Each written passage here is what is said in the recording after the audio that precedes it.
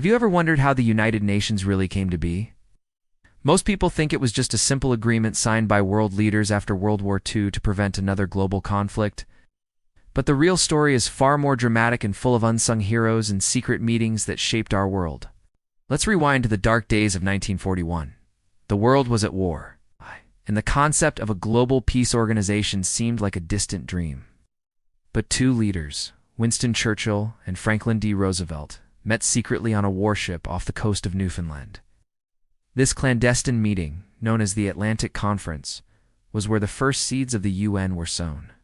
They drafted the Atlantic Charter, a document that wasn't a formal treaty, but a powerful declaration of principles for a post-war world. It spoke of self-determination, free trade, and freedom from fear and want. This was the blueprint. But a blueprint is just a piece of paper.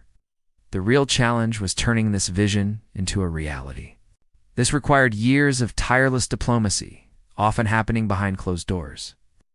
One of the most critical, yet often overlooked meetings was the Dumbarton Oaks Conference in Washington, D.C. in 1944. For 2 months, delegates from the US, UK, Soviet Union, and China hammered out the actual structure of the United Nations. They debated everything from the power of the Security Council to the role of the General Assembly.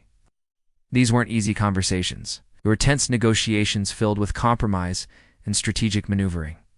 Finally, in 1945, delegates from 50 nations gathered in San Francisco. They weren't just politicians. They were activists, scholars, and everyday citizens who believed in a better future. For 2 months, they debated and refined the charter, article by article. A key, often forgotten, contribution came from Latin American delegates who championed human rights and the inclusion of regional organizations. On June 26, the UN Charter was signed. It's not just as a treaty between governments, but as a promise to we the peoples.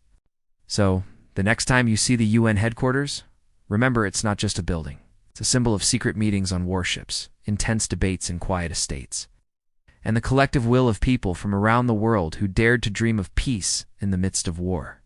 It's a history that's still being written today. Thanks for watching, and don't forget to like and subscribe for more hidden stories from our past.